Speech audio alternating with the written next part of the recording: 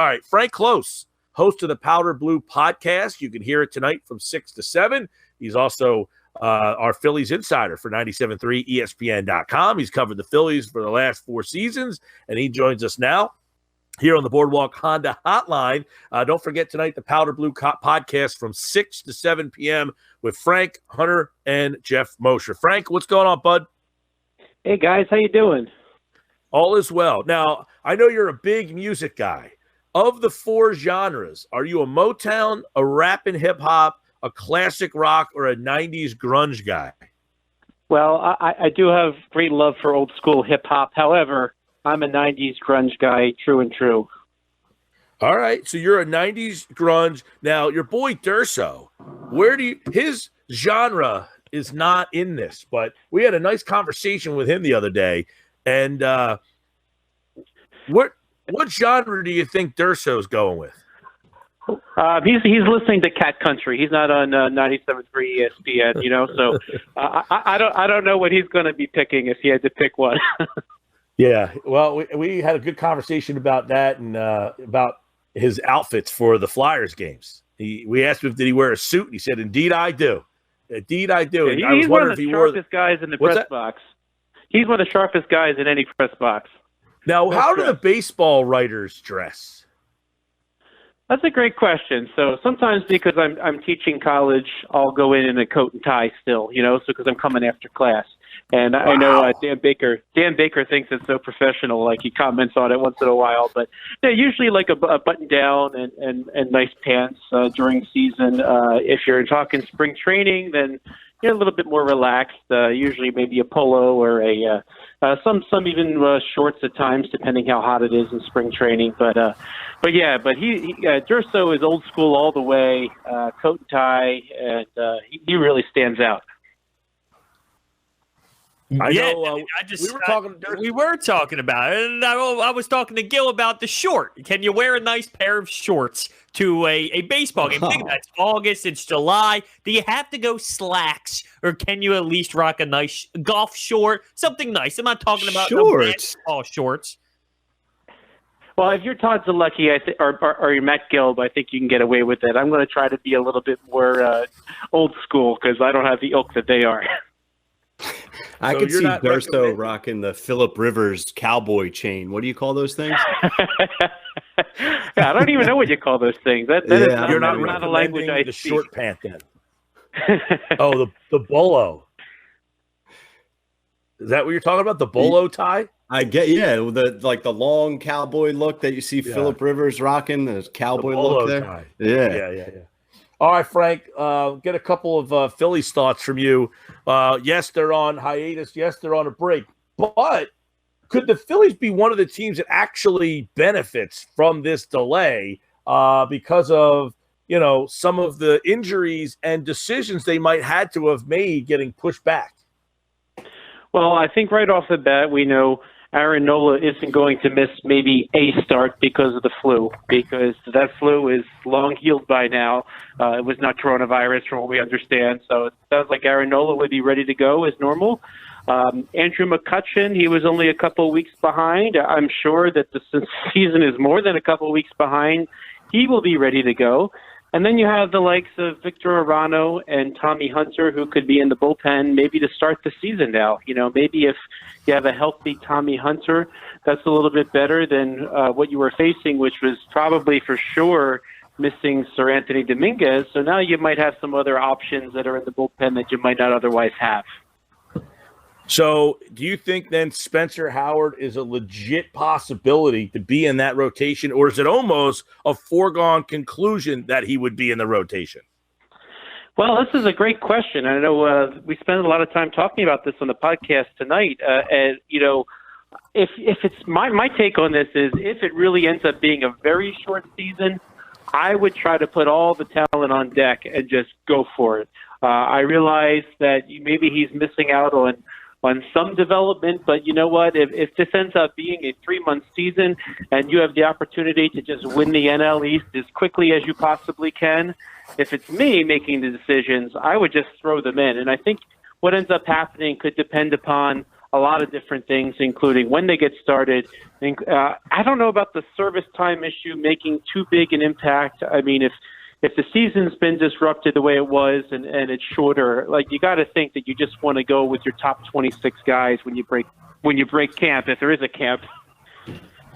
Right, and I did read, I think it was from the Blue Jays team president that said, we're going to need to almost have another spring training again. Do you think that they would go through another spring training, like almost another month of getting ready for the season? Well, I can tell you this. So when that truck, and I saw John Clark tweeted about it, there was an equipment truck that went north from Clearwater, but that mostly contained the luggage for the front office and that kind of stuff. The Phillies players' lockers are essentially left exactly as they were when they were playing spring training games. So they did not pack up the equipment yet. All right. So that's the interesting thing. Now, individual players, they might have grabbed their favorite bat, they might have grabbed their glove, they might have grabbed whatever else was in their locker just to keep them busy to train.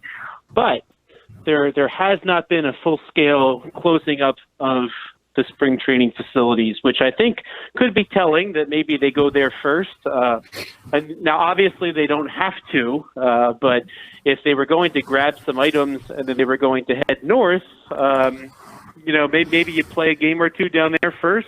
It's kind of hard to say. I mean, you don't necessarily have the same opportunities to have some exhibition games of any kind if you go back to your home cities, because, you think of the Phillies, you can say, okay, well, Baltimore is not that far and Pittsburgh is not that far. But if you talk about teams like the Seattle Mariners, like, who are they going to play? So, just so that everybody gets to play a few games, I think that it wouldn't be a bad idea, since all the equipment's there, to just do a couple more games at least before you head on home.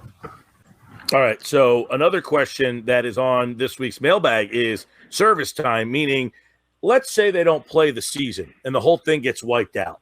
What happens to the guys who are free agents next year? Now, this is a really interesting one, because and I think this is one that the MLB Players Association and the league are talking about back and forth.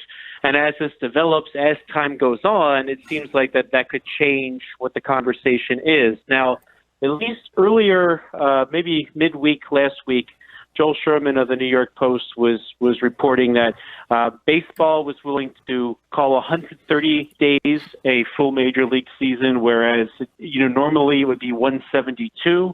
But obviously, the more that this season gets cut into, the numbers might need to change. Now, it sounds like it is the position of the Players Association that if there is no season, that everybody accrues their year of service time, which in itself could help some people that are maybe in their last arbitration year into getting to free agency. So then the question becomes, could the Phillies potentially never get to see JT Realmuto again before he hits free agency? Or will Didi Gregorius never play a game as a Philadelphia Philly? So now, hopefully, this does not last an entire season, but these are the types of questions that they are at least negotiating back and forth about right now. I think that both sides realize there's no perfect solution because the service time has driven so much of the game in recent years. You definitely saw Chris Bryant, he even filed his grievance about it because he wanted to get to his free agency sooner. So I can't see, if you're a player facing your first free agency, that you want to just give that up right now because there was a stoppage. So I think that's something which is going to be a major issue. They'll keep talking about it back and forth. And hopefully, as this thing plays out, they'll come up with some sort of a solution. All right, Frank Klose, 97.3 ESPN.com. Don't forget tonight, the Powder Blue podcast from 6 to 7 p.m. They will dive deeper on some of these topics. What else is on the docket tonight during the Powder Blue? What do you got?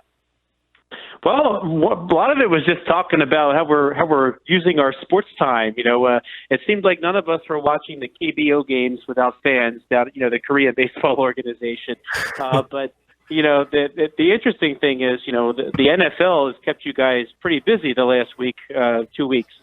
Plenty of free agency moves, but there hasn't been a whole lot coming from the Phillies. In fact, other organizations You've seen them actually release some players. They have optioned some players to the minor leagues. As of this moment, the Phillies have not made a single roster move. So just kind of kicking through those types of things, kind of the state of things and the current camp situation. And then we had time to talk about what I mentioned just a little while ago about perhaps Spencer Howard or Alec Boehm starting the year with the club and just kind of going for it. We also did talk a little bit about the bromance between Larry Boa and Charlie Manuel as they did a Twitter live video the other day. Yeah, I just want to let you know, Frank, I have started the 2008 World Series run by the Phillies. So now that I kind of moved on from that Eagles season last year that I was watching, I am in the middle. The whole Eagles season? I did not watch the whole Eagles season, but I took some kind of break and I went right to the Super Bowl from 2 years ago because I got excited. I even watched the whole entire parade again. But anyway, I started the 08 World Series, and I'm going to just start watching. I'm in the middle of Game 1, Inning 5. I had to take a break for this. I can't believe it, but I just can't wait to watch the whole thing again. And by the way, I did point out to Hunter that MLB.TV just released the entirety of the last two Major League Baseball seasons on MLB.TV. So Hunter has the ability to relive the entire Gabe Kapler era. Ooh, now you're reminding me that again. You already did that on Powder Blue, and the audacity to now bring it up again. That's just disgraceful. Shots fired. All right, Powder Blue tonight, 6 to 7 on 97.3 ESPN FM. Thanks, pal. Gonna vote for some Nirvana. Have a good one, guys.